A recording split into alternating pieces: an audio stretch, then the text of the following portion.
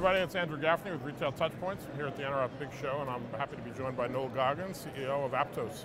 Thanks for making time, Noel. Good to see you as well. Wanted to catch up with you quickly.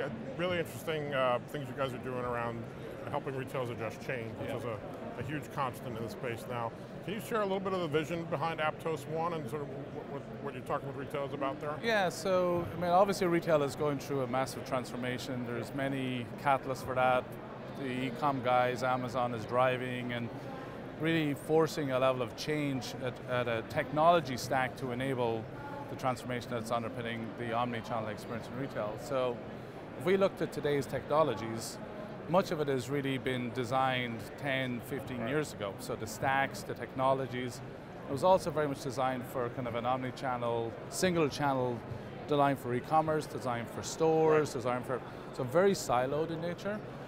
And the omni-channel experience right now really blends digital and physical and to create a kind of a brand experience for the consumer. So we decided strategically about 3 years ago to really start over, to build from scratch, build a platform approach, a little bit like what Salesforce has done at a platform level. Okay.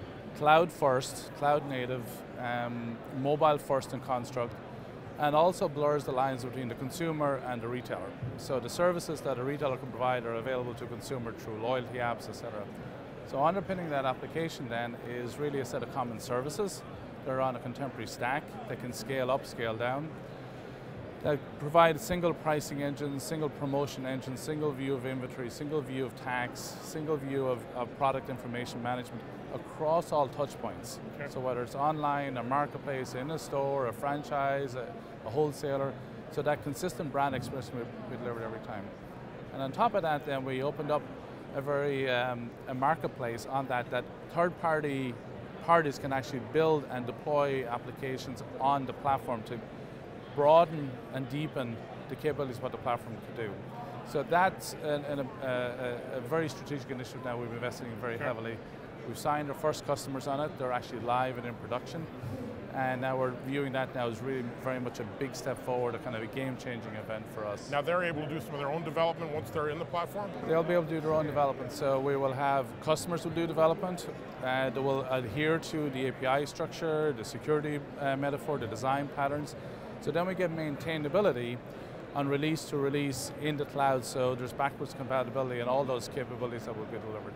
There'll be third-party applications that'll sit on it, rating and reviews engines, promotional engines, personalization engines. All of those will now sit on the stack, a little bit like what Apple would have done with a kind of an App Store construct. Correct. And are there some new customer announcement around that? Yeah, so we've had basically 3 customers. We just recently announced Michael Kors. So Michael Kors has been an existing user of our store product. Today it's in all countries, 27 countries with that.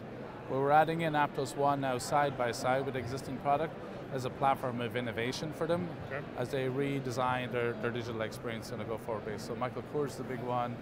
We just signed a great retailer in Colombia, our first retailer in Colombia called Studio Efe, which is one of the higher end brands, a very vertically oriented retailer down there as well. Awesome. So a few of those examples you just mentioned, Michael Kors in some of different countries, a global retailer in Colombia. A lot of the conversations I'm hearing now, much more globally focused, looking for solutions that can handle global, retailers trying to build out global strategies. What's some of the unique aspects of that as you start to talk to retailers that are more globally focused? Yeah, there's obviously a big shift for the manufacturers, the vertically oriented retailers to have a much stronger direct-to-consumer control of that brand, so much stronger governance in that. Clearly many of the brands that we work with, for all specialty retailers, are global in nature.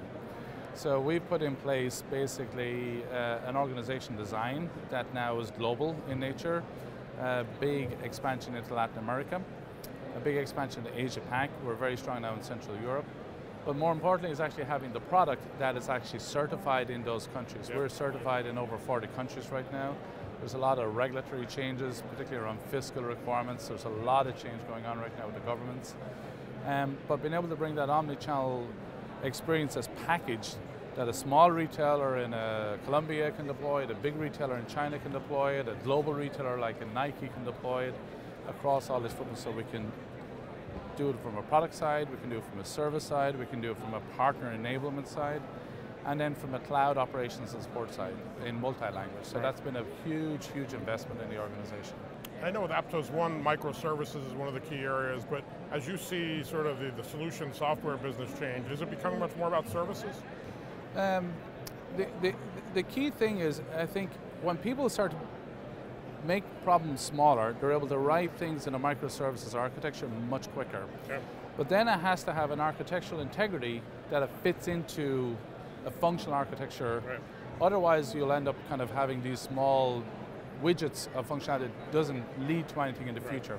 So the path we put in place is a very integrated architecture underpinned by a very integrated functional footprint where people are dropping in microservices to solve specific pain points, but it's putting them on a journey to a more comprehensive platform. That's great. Really appreciate you taking the time to walk us through. Thank you. Thanks again, Noel. Love to see you. Thanks, everybody. Have a great show.